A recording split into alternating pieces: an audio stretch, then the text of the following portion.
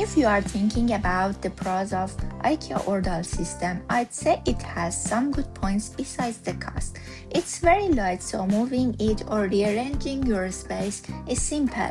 And since it's not as deep as the packs, it fits much better in smaller rooms or tighter areas. However, there are some notable drawbacks.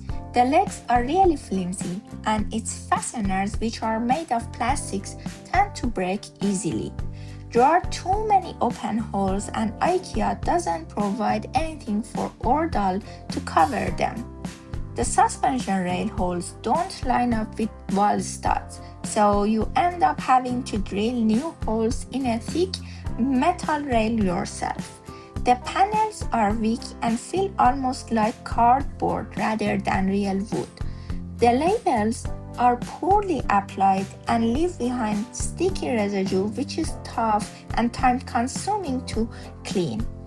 And finally, the suspension rails stay exposed, so the system never looks completely finished. Thank you for watching this video. If you found this helpful, don't forget to give it a thumbs up and hit that subscribe button so you don't miss our future video.